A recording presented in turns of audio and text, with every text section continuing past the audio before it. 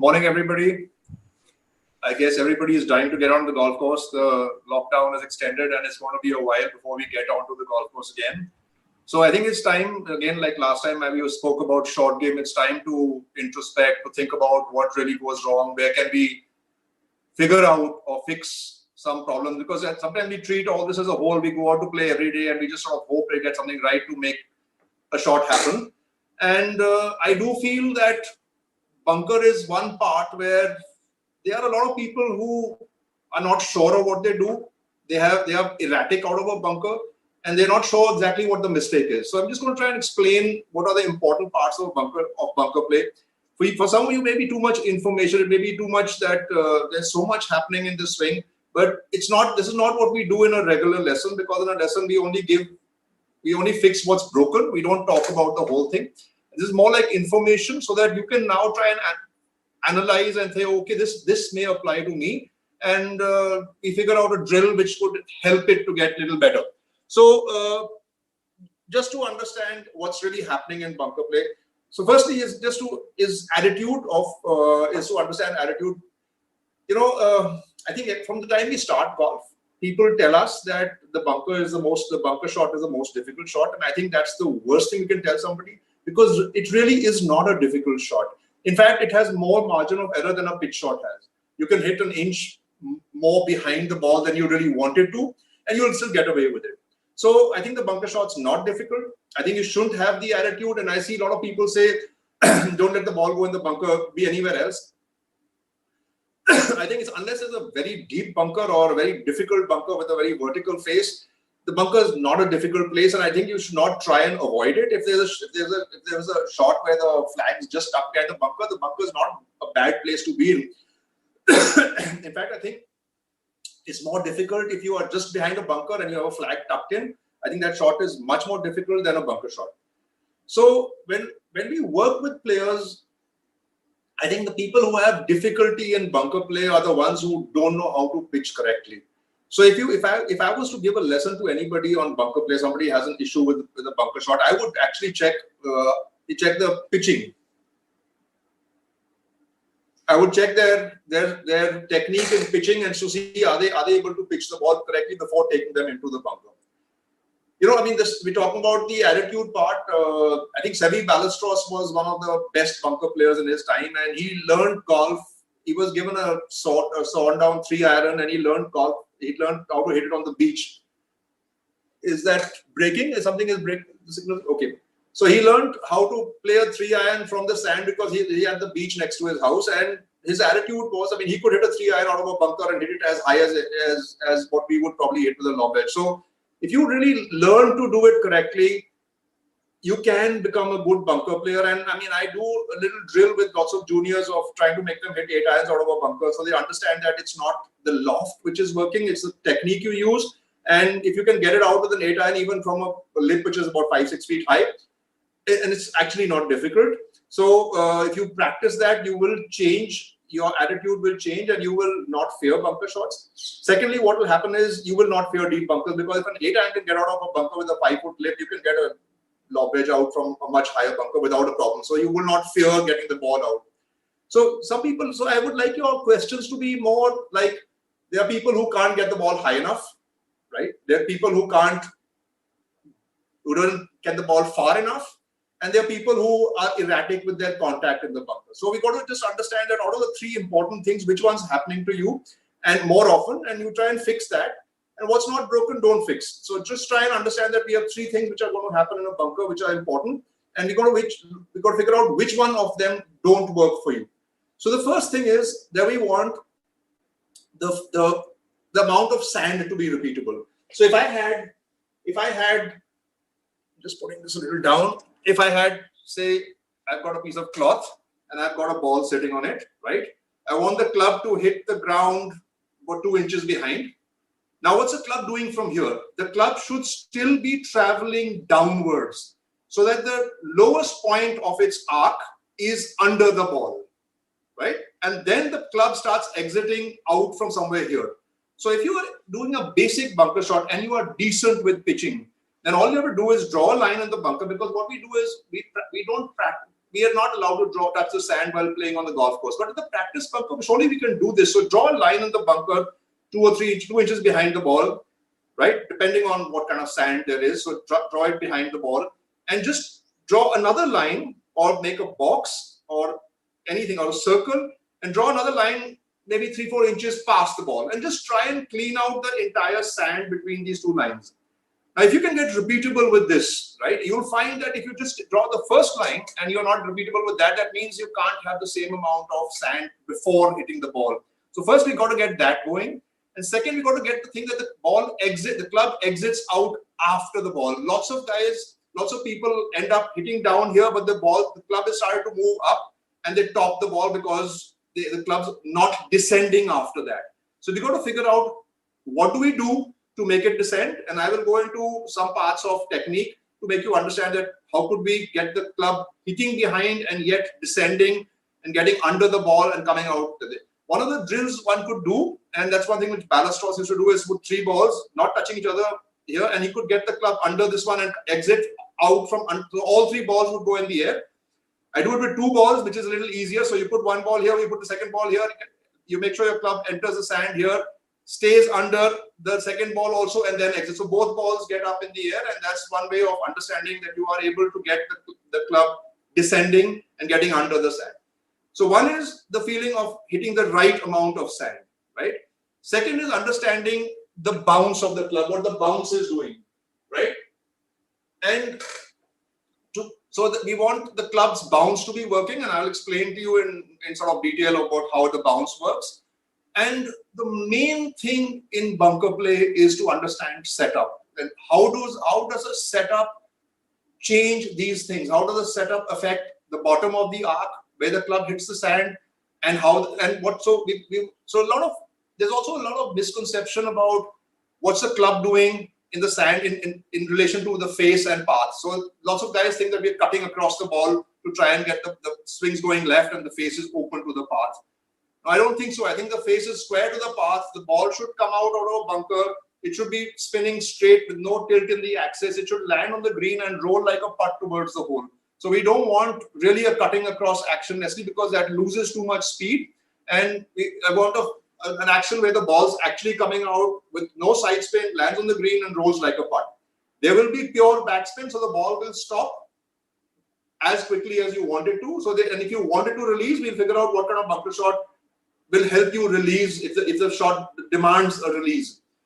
So also to now go into how people play bunker shots. So there is 3 ways the wrists work.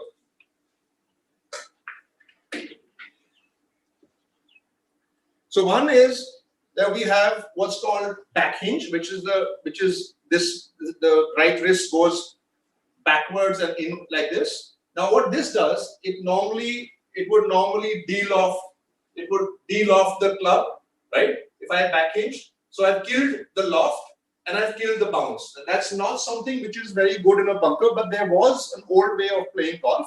So there was the feeling of hinge and slap. So one of the releases in golf, in even other shots. So we have 3 kinds of releases. We have people who hinge and then they hold off. They just hold it like that. Then there are people who back hinge and slap. So they're going this way, right? Now this requires a certain amount of skill and timing. So it was one of the old methods where people spoke about the right hand doing the work of letting it go. And they would practice shots with the right hand. And then there's a third method where we are actually opening the face. So when we open the face, we get the bounce, we get the club going like this. And this is the method which you see most tour players are now using. So there's an opening of the club face. There's no back hinge. There's a rotation of the arm a little bit. The elbow is softening and there's a rotation of the arm. So the club is moving in this manner. The face is opening, right? So and there's a certain angle in the wrist. You talk about setup there. So the 3 actions of the wrist, and in today's commonly found in modern golf is the feeling of this opening of the face.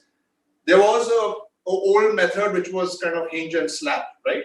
So you got to choose. If you are able to do the hinge and slap well, you can continue with that. If you are not a great bunker player, try and understand how do we get the club moving back on the takeaway. So let's start with first is the setup, right? Now there is the setup also. If you, I like all of you to also watch Pete Coven's video on bunker masterclass. He's one of the greatest bunker teachers. But you have to understand that. So why are certain things done to I mean, he explains some things, and you got to figure out why is it necessary? Why is it necessary to go that way? And what if I can't do it? If it doesn't succeed with it, because it's generally for the tour player who is fit, with a level of fitness, with a level of being able to do those things. So first is that I just want to turn that down to be able to. All right.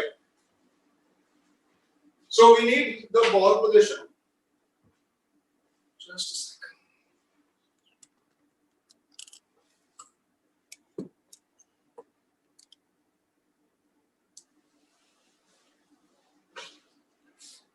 So we need the ball position to be a little bit more on the left side, right? So it's what I would explain to an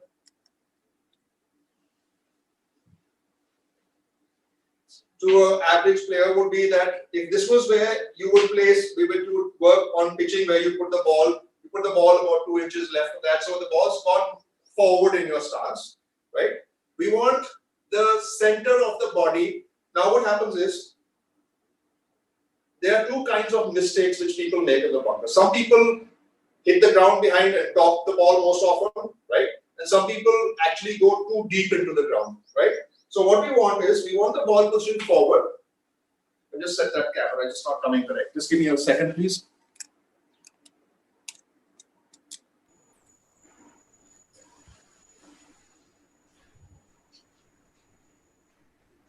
So we have the ball position a little forward, right? We try and get the left knee to turn out, left toe turns out, and the left knee turns out like that, right? This is going to stabilize us. Now, some people will not be able to make a good enough swing with this. I'll explain to you why, and we'll come into that. So we just try to first get the setup. Wide stance, left knee out, left toe turned out, right? The hands are not ahead of the ball. The hands are behind, right? So this is what helps us get the bounce of the club working, because the bounce is created by the hands being behind and this part hitting the ground first. So the hands are not ahead of the ball, the hands are slightly behind. Now what happens is, if my hands are behind, I tend to hit the ground behind, which is fine. I need my sternum to feel that it's there, so that the deepest point of my arc is under the ball. So I need my upper body to feel a little bit more over the ball, coming there, so that now that the bottom of the arc is going to come under the ball. So the hands are back, the upper body is forward, the left knee is out, and from there we're going to try and make that swing, which is going to go back. Now what happens? What are the difficult parts? Or what are the things which some people will not be able to be successful with this movement? So first is, we need every person to have a certain mobility or physical fitness to be able to turn the upper body to create the power of the tossing. Now what happens is, we need a certain separation of your upper body from your lower body. So we want people to be able to turn without having to move their hips very much, because normally you see, as people turn, they can only turn when both sections, the upper body and lower body, move together. When we ask our basic fitness on the fitness drills is, a person to be able to move the upper body without the lower body, a person able to move the lower body without moving the upper body. So that means there's separation between the lower and upper body. Now this is where the coil builds up. So if I got my left knee turned out and I'm in this position, it kind of stops the lower body from moving. The lower body is now stable and grounded. But you should have the ability now to be able to turn your upper body. If you don't, and you don't have that flexibility, then this may not work for you. In that case, keep your stance wide, turn both toes out, feel your knees slightly outwards. What this does, it opens up the hips and allows you to be able to turn some amount where the hips will also turn, and yet you will be fairly grounded. So if first choice, left foot turned out, left knee there, but you have to have upper body flexibility. Second choice is, if you don't have that, wide enough stance, toes out, knees kind of feeling a little outwards, and now you will have some work of your hips to be able to turn more. right? So we have, that's the view from the front. Now I'd like to explain to you what happens from here. If I had now the same position, I'll just try and get this thing to turn into a vertical position. Give me a moment, please.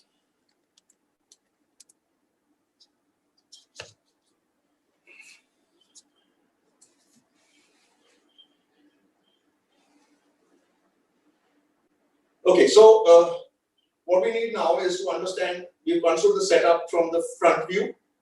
Now we need the hands in this part to go as low as possible. So the loft is, the maximum loft we have in a club is when the heel's more into the ground, right? So we have the maximum loft when we have the heel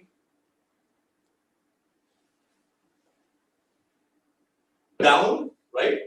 Now, to do this, I have to be able to bend more from, so I've seen a lot of players who end up trying to get into a bunker position by doing this. So they take a position and then they go down with their knees. They go down with the knees, and this is very unstable because you're not strong with the legs this way. So what we need is to get down. We don't want either the knees doing it or the upper body doing it. We need to feel that you're able to do this with your hip flexors. And one of the drills, this is how we teach some kids when they are juniors of how to get into posture, is to try and put a club across the front of your body and try and make a tail with the club. So let that club come out from behind there.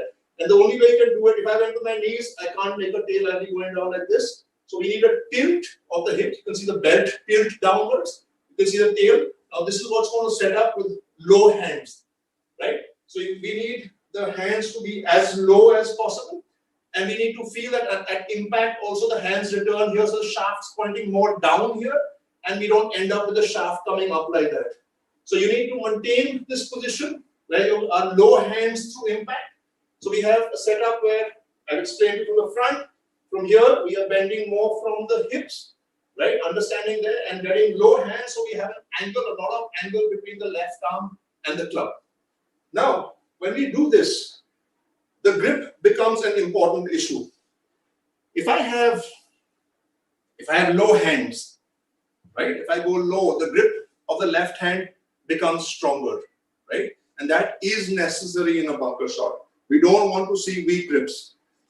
But the problem is, if I took a grip and I went down and went stronger the left, I've also got my right into this position, which is what we don't want.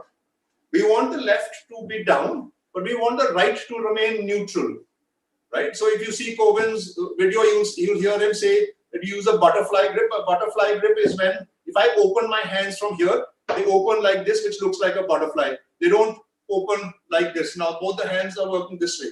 So try and feel that left hand when it goes low has the strongest grip. Right hand is neutral, right? And now if I open my hands, I would go into what's called a butterfly grip. So the grip's an essential part, and we'd like to see that happen. Now I'll explain to you another factor, which is when people say that the face of the club should be opened, right? Now the thing is, if I don't want side spin and I want the ball to run like a putt, I need a face which is neutral, right? It's not open, it's square. Now, why is there this misunderstanding? And people think that the face open is what's creating the bounce. What's creating the bounce is the hands being behind so that this part hits the ground first. Now, you can create bounce by opening the face, but that's not what we are doing. Now, I'll explain to you there's a difference between the leading edge and the face of the club. So I've got this club, it's pretty much facing you. And if I held a pen on it, the pen's also going to be facing you. Now, when I get the hands low, this is going to start pointing to the left side, right?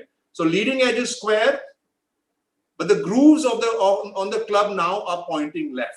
So that's the actual face, is the grooves of the club. So what you want to do is, if I from here now go down, now I open the leading edge. I open the leading edge, but the club, the pen's now pointing at you. So the face really is not open. We're actually opening the leading edge of the club. So there's a little difference which you must, it's an important difference, not a little difference, but people don't understand the difference between a leading edge and a face. So when the hands go down, and this is also used in club fitting, So when the hands from here, this is neutral, the square leading edge pointing at the camera, square grooves, pens at the camera. If I go downwards, I'm going left. So I need to open the leading edge to make this go straight. So that's one important part in the bunker, which you must understand. So when somebody says open the face, you must understand what they're trying to say is open the leading edge, and the face actually will become square, because we don't want the feeling that the face is open and we are making a cut shot. So we have explained the different wrist actions. We've explained what the face is doing, explained what the setup does for you. So if you tend to hit behind the ball and still get the club rising up and topping the ball, we'd like the sternum to get a little more forward. If you get too deep, that means your hands are too far forward, and get your hands a little bit more behind. Another thing which I do quite often in a bunker, and I don't know, I've not seen it advised by lots of people. I mean, I've not seen anyone mention it, but if I had my arms extended and straight, and now the club is 2 inches above the sand, how does the club get down? How does the club go down that amount and get under the ball? So for me, I feel if I get into good posture, I soften my arms, right? So that when the arms when the body starts creating the force of the arms extend, the club finds its way to the ground, because the arms get a little longer and they are able to get under the ball. So for me, it's an important thing that I don't like to see somebody with very rigid arms, because the only way now from here they can get into the sand is by going down with the body. So we need a body which is stable. We need the sternum to remain in the same place. It shouldn't have an upward action. It shouldn't have a lateral action. We should be in the same place. You should be able to rotate. If you're fit enough, you're going to be able to turn your shoulders, and the lower body doesn't do too much work. If you don't have that much flexibility, allow the lower body to do a little bit of work. The hips and not the knees. So do not bend with your knees. So once we've achieved, so the sequence I would say is, if somebody was pitching well, draw the 2 lines, try and see that the club enters 2 inches behind, gets under the ball, exits a little forward. If you're able to do just that, you have to focus on nothing else. Now comes, how do we create the bounce in the takeaway? So one of the exercises which I like, and I mean these are things which I've picked up from different coaches all over the world, is go to a bunker, open the face of the club, and put some sand on it, right? Now from here, try and take this club back without dropping that sand. So you can see I put a little diary on the club. I'm not dropping the diary. I'm trying to open the face, and from here I'm maintaining the cup in my left wrist. Not if I back hinge, there the diary will fall down. So if I now am able to open the face, and now I start lifting my arms and throw the diary behind me. So I'm going back and I'm throwing the diary behind me, right? So this is something which I think is the easiest exercise to understand, that if I'm going this way, I've got the face opening, I'm maintaining the loft of the club, I've got the back edge or the bounce of the club now going to approach the sand, and I'm not going to dig the leading edge in. So if I go and drop the diary, I've got the leading edge going into the sand, I've killed the loft. If I now maintain it, so the sand, if it was sand, you wouldn't drop the sand, take it back and drop the diary behind you, right? Or drop the sand behind you. You can practice with a small diary, and that would help you get to understand what the bounce of the club does.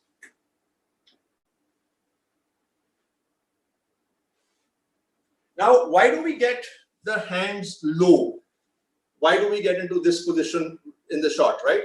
A, it gets a maximum loft of the club. Second, this part, the heel of the club, is the sharpest part of the club, and if it gets into, it helps the club get into the sand easily. So when you are in this position and the toe is hitting the ground, it's not the sharpest part.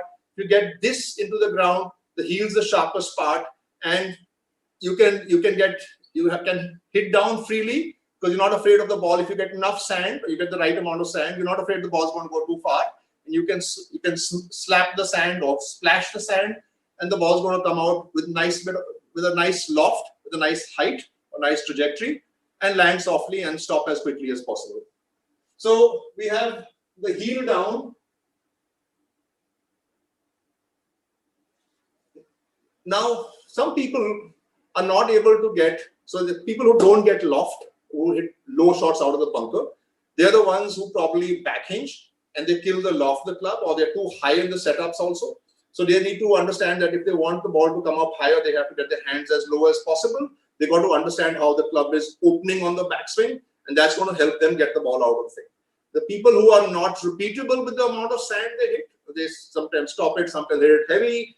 They are the ones who should work hard on posture. So they need to understand that they need to understand how to bend from the hip flexor, how to get low with the hands. Now, there are some fitness issues in this. So hip flexors are the best exercises are to understand what squats are, how to be able to do a squat. Is because when you move a squat, you don't use your knees to move. You have to use the hip to get into a squat. So a squat helps you understand how to get your hip flexors. If you have tight hamstrings, you'll find it difficult. So try and do a lot of squats, and it'll help you improve your bunker play because your posture will get better. Second is that for stability or balance, your core strength is important. So if you have a weak core, you're not going to be able to hold your posture. So we have flexibility, separation of upper body and lower body as one of the things, core strength, and the understanding of what the hips do and how you bend from the hip flexors. So now in the takeaway, some people don't have enough power in the shot. The ball doesn't seem to get to the green. Gets up, but it's got weak shots, and sometimes they go to the right side. They are the ones where the club face is too open. So if I take the backswing and I've opened too much at start, right? Or I've got a weak grip, right? Or I have now come into the impact with my hands like this, where the watch is pointing there. So I need to understand that from here, when my club is approaching the sand, the left side is squaring up. That's how we splash the sand, and we're not shutting with the right, but we are square, and we hold the club out in front of us like that. So we don't have a open wrist position like this, or which is facing to the right side. My watch is facing the camera. So we want the club face coming back to its original position. We're not opening anymore.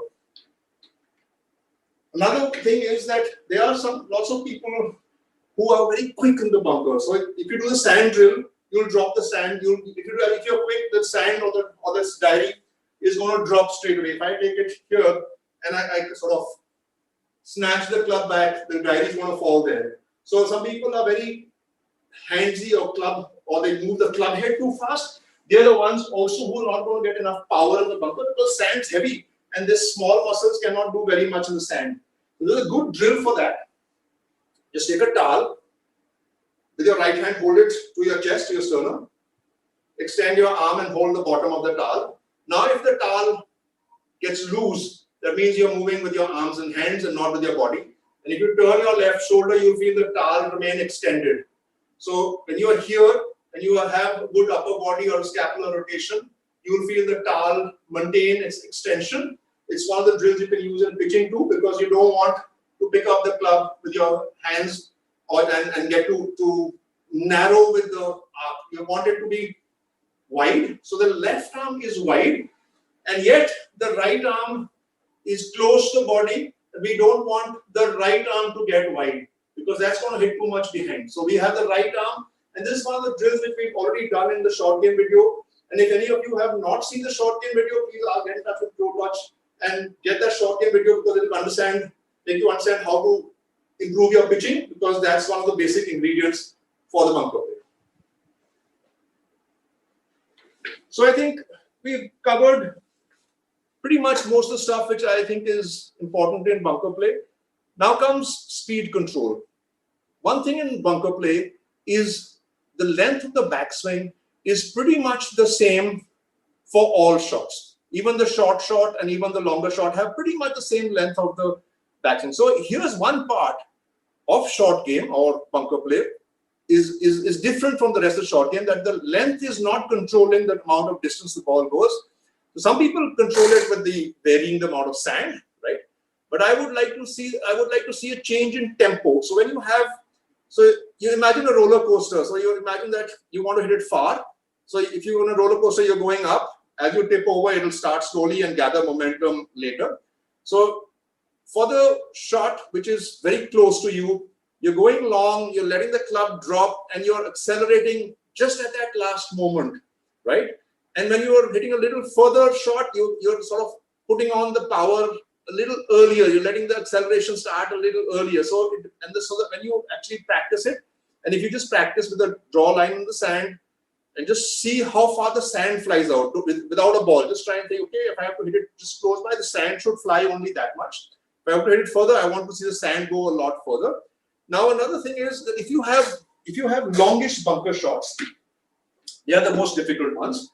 And they're the ones where people use variable techniques. So some people say, I want to hit, instead of 2 inches behind, I want to hit 1 inch behind. Now I think it's very risky. So it's very difficult to be able to control that 1 inch behind, because if you top it, you can go well over the green, and if there's an OB or there's something, you will be in big trouble.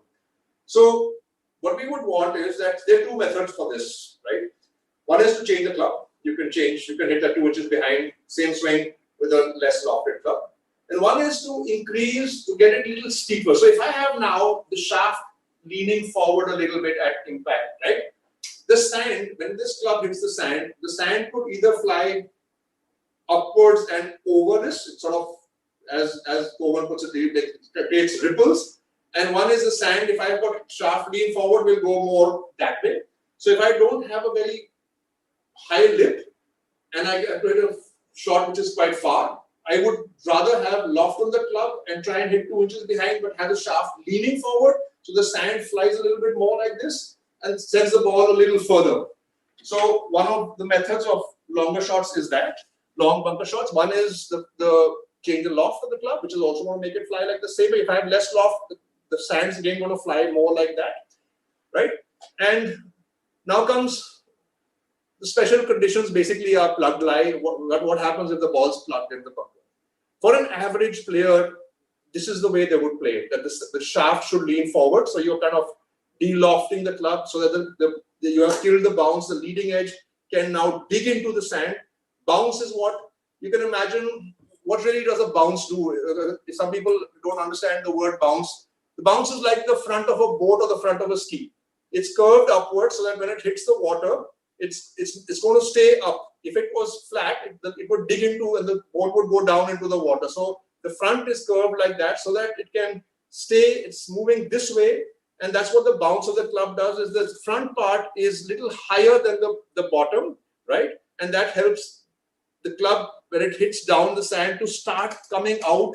It's like if you took a knife and hit into the water, the knife will go into the water without a splash. You take a spoon, the spoon would want to come out. So that's how it works. So try and feel that the bounce is necessary, but in a plugged lie, you want the club to be entering and staying, going more downward. So you want to kill the bounce, you want the leading edge to go more into the sand, so your shaft is leaning forward.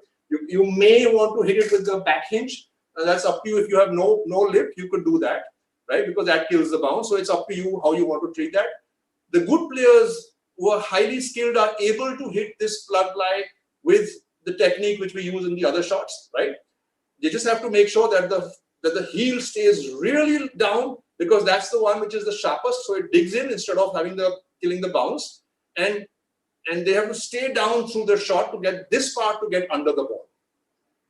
So I hope, I don't know if I have left something out, and you can ask me in the questions.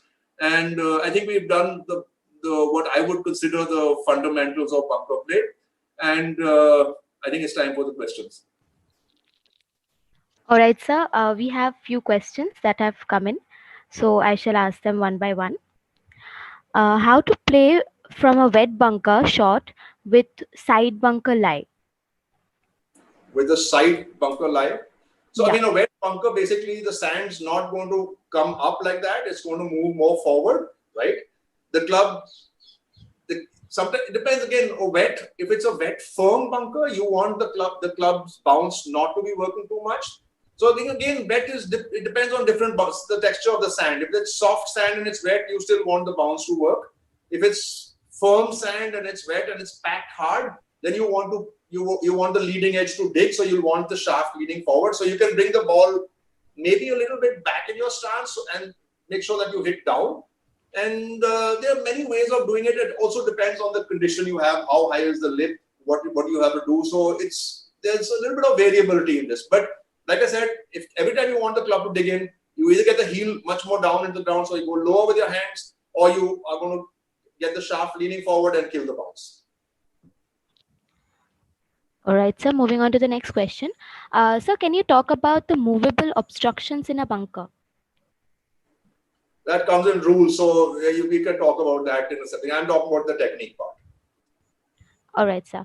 The next question: how to play from a green side bunker with far side pin, say 20 feet? I've already kind of explained that, right? So it depends. I mean, if you are not having 20 feet, it's not far, right? So again, I would just kind of go back. I'll just give you some sort of statistics on this. So the most important bunker shot is about the 10 to 15 yard bunker shot, right? Because if you really are approaching a green and you are going at a flag, and the nearest bunker would be from the flag would be 10, 15 yards, 10 yards. So that's a shot we should practice the most. Because if you're good at 10 yards, which is 30 feet, you're good at this shot, you can, like 8 or 10 times, you can make up and down from there. Now, anything further, the chance of up and down is reducing. Now, if you see the best bunker players in the world, their stats are somewhat like 60%, right? So if I get 80% on my shorter bunker shots, I will be 60% on the entire bunker play. You spend time hitting the long bunker shots, and you're going to hit 2, 3 out of 10, maybe reasonably close. It doesn't give you the confidence to take it to the golf course. But what you need in longer bunker shots is know what kind of strategy you have, what kind of club you have, and what kind of technique do you want to employ so that you can use that on the golf course. But if you had to practice, it would be the 10-yard bunker shot. So I wouldn't consider 20 feet to be far. So if you're talking about like a 20-yard shot, now it depends again. You want to employ it by changing a club, right?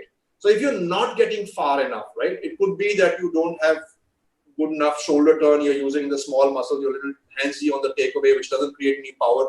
So you would want to see the body, what it does. You would want to see a squarer face. So if you're the kind who has an open face, you may be still able to play the shorter bunker shots, but you may not be good enough at the longer ones. So we'd like to see a squarer face, which means could be coming from the grip, could be coming from the impact of where your hands are. Are you open like that at impact? Are you cutting across the line, right? And could be a lack of body action. And then again, is to understand that you have to hit 2 inches behind and make sure that the bottom of the arc is under the body.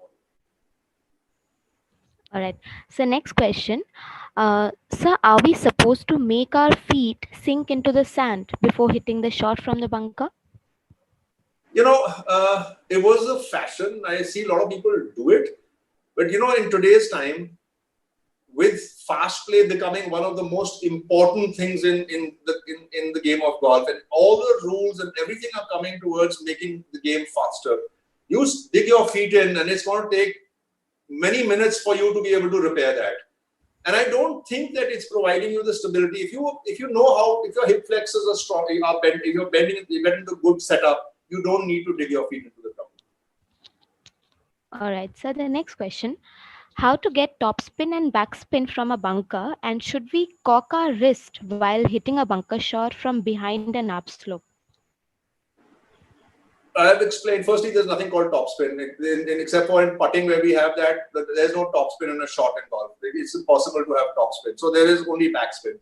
Backspin comes when you have the correct loft of the club, right, and the sand is going. The ripple effect, which I explained to you, the club is going this way through the sand and not this way through the sand. Even this way, the backspin is there, but it's less than the one which is this way, right? So we have to get the loft working. We have the way you hit the shot, right? And like I explained to you, this is where the hands are behind, the body is down ahead. So we need to get the impact correct, and we need the loft of the club. And that's coming from low hands at setup. There are lots of things which I already discussed, and they're going to help you in getting the right amount of backspin. All right. So next question: how can I take out my ball from the bunker if my ball is stuck in the steep slope? In the front of the bunker, right? So if it's in the slope, you basically you are not going to have a follow through. So you're going to look at that 2 inches behind, right? You're going to create. So it depends now. What some people would take a setup. So some people would match the slope. They try to feel that they have to. If the slope is like this, they would kind of match the slope and try and swing along the slope. I think if it's plugged in the sand in that thing, that's not really going to work. You can't swing. If it's in grass like that, you can do it. So if there's a slope of the bunker and there's ball sitting up on the grass there on the slope, you can tilt back and swing along the slope like that. But if it's into the bank and it's plugged, you would need to just sort of feel that you are ahead with the body, and you just need to drive your club into the sand just under the ball so that sand pops and have the maximum loft, because when you are in grass and you're already swinging upwards, you don't want too much loft from the club. So maybe a sand wedge or even a pitching wedge could help you get the ball up, because the upswing is already going to give you a high ball flight. So if you have too much loft, the ball could come over your head at times, right? So if you now are hitting the punch shot, which is into the bank, then you need the maximum loft from the club. All right, sir. The next question. So what should be the proper weight distribution of the feet in a bunker? So it's not the feet. It's if my sternum is ahead, I would obviously be more on the left side, right? You have a wide stance and you are into this position, and your left foot is turned out, and you will feel that you are more on this side. You are stacked a little more on your left side. But again, this depends on different players, and some people with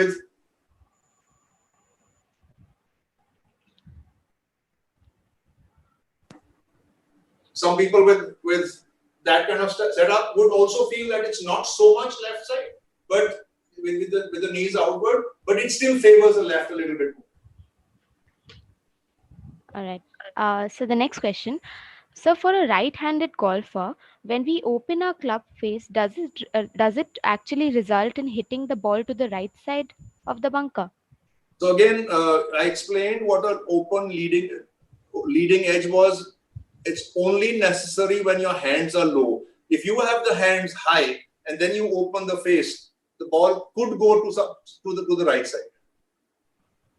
All right. So how can I hit 50 to 60 yards of the bunker shot? Because when I hit it, it usually goes top. So basically, you're talking about like a fairway bunker shot, and it's like somewhat like a fairway shot. All you're doing is either you don't want the club to dig too much into the sand, right? So we just sort of extend. Either we choke down on the club, or we kind of extend the irons and tighten them a little bit so that they maintain the width, and you catch the ball first. You don't want to top it, right? So the issue is this, that for me, when I try and work on people on that bunker shot, which is on the fairway bunker shot. For me, the drill of the right side, if we did in short game, staying close to the body and creating the perfect angle of approach is very important. As soon as the right arm widens out too much here, you either catch the ground behind or you'll catch the ball on the upswing and top it. So for me, the most important exercise is that the right side is soft, it's folding and staying in front of you and not getting behind you, right? And that's an important way to get the right angle approach to be able to play a good iron shot from anywhere and also a good bunker shot, fairway bunker shot. All right. So, what role does the right arm have during the shot? And should the club in the backswing go straight up? So again, the shaft of the club is not going straight up because there is some rotation. So again, you said the right, more than the right. So the right wrist could do the back hinge, right? The right wrist could maintain. We did the sand exercise to make you understand what the opening of the face is, so that the bounce works, right? And to have the hands maintaining this angle, so that I could come back in the same position with my hands and not get them to go higher. So the right arm has an important role because as right-handed people sometimes.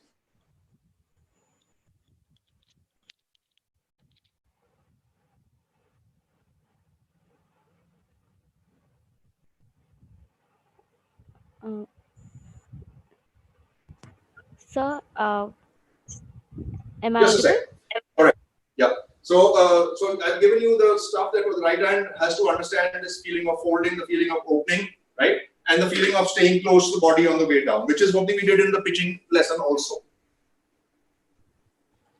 All right. So, someone has a question. When my ball is on a bad lie in the bunker, should I change the speed of my swing? Because when I hit it fast, then it almost carries over the green. No, it's not about the fast. It's about how much sand do you hit. So even if it's got a bad lie, you're talking about like either firm lie or sitting into the sand.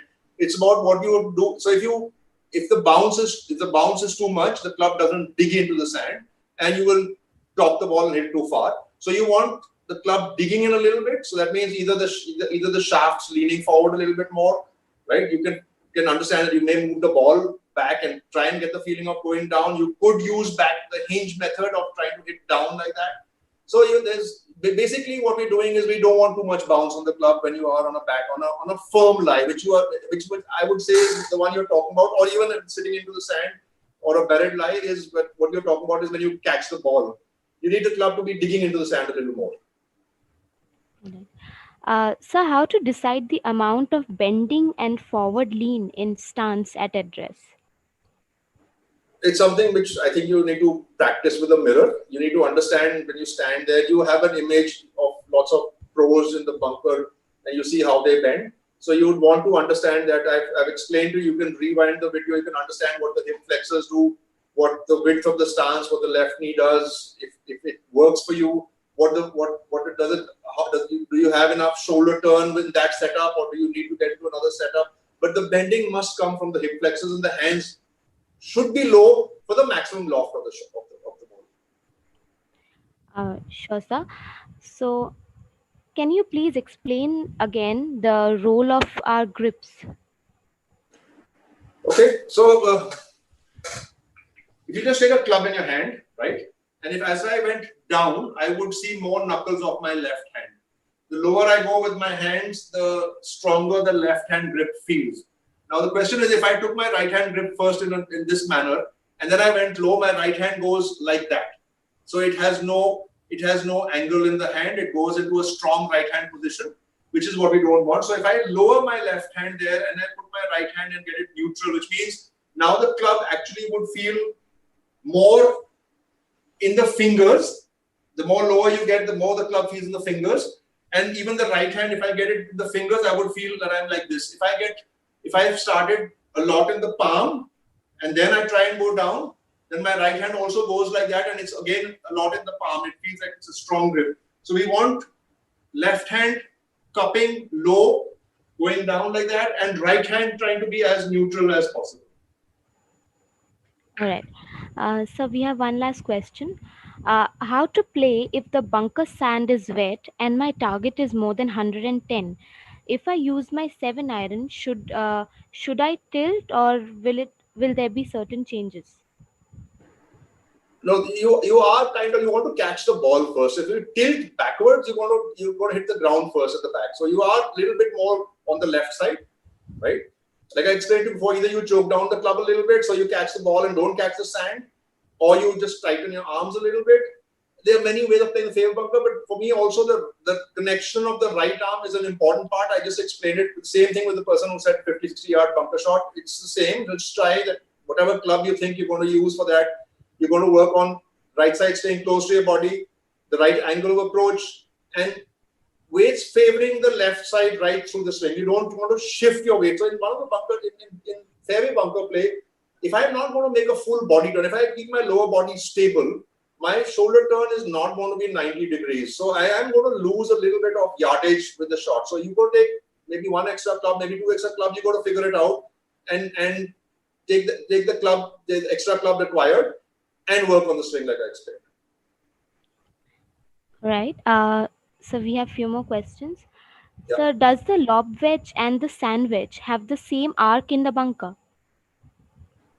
So what's different is that normally with lots of good players, they have lob wedges with less bounce and sand wedges with more bounce. Now, if you have a sand wedge with a lot of bounce, maybe so the loft is different. But really, I mean, what I'm trying to say is that it doesn't, because it's not hitting the ball directly. The loft doesn't have that much of a roll, right? So it's a bounce which you have. So if I have enough bounce on the club, I don't need to create more on the swing. Maybe I can keep the swing simpler, as some people would who are not so skilled, right? They would just want to hit 2 inches behind and make sure the club is descending to get under the ball. You don't want to worry too much about the bounce, but if you went the wrong way and you killed the bounce, you would still struggle in a bunker.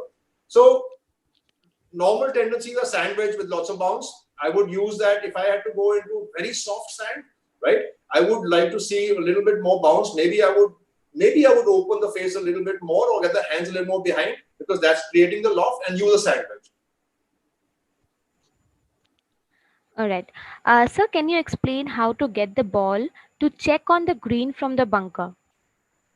Backspin is pretty much it happens quite easily out of a bunker if you have the right, if you have the sand. I told you the ripple feeling of the sand, the club sliding under the ball like this, and the sand is going up like that instead of going this way. You will have a fair amount of backspin with that. There's nothing extra you need to do. All right. Sir, is playing for a buried lie more with the right hand hinge or higher speed? Right hand hinge is one way of, right hand back hinge is one way of getting the leading edge into the ground. You could do that method. You could do the method of the shaft being a little bit more forward, right? You could do it in the ball position. So you could do variable methods. Basically, even you can have the body more ahead. So when I say ball back, we have the sternum a little more ahead to make more descending or steeper swing. So you need a steeper angle of approach to get into the sand at this condition. All right. So, does keeping your center ahead of the ball may have thinning the ball? Thinning the ball. So the question is, again, it's like, where if you thin the ball, or you mean you catch the ball first. It depends. Thin can be two different things. It can be catching the ball first, which means the ball position is not far enough ahead. It could mean that the club's descending and then going upwards, right? And that's not going to be because of your body. That's going to be because something you're doing with the hands, right? So you could be sort of letting it go, what we call the hinge and slap method, and as you release it too early, the club's going to go upwards, and that could also thin the ball. All right, sir, we don't have any more questions. So you can conclude. Yeah, thank you very much, guys. And if there are any more questions, you can always mail them to ProTouch, and they can get in touch with me, and we can reply to them. But we will try and do a little more of the stuff and everything concerning short game, putting, and the bunker play. Any questions, you can sort of get in touch with ProTouch, and they can get in touch with me. Thank you very much. I hope you guys enjoyed the session, and I hope you can be able to analyze and take the stuff which you think would help you get one of these three things better: the repeatable amount of sand, the bounce working, right?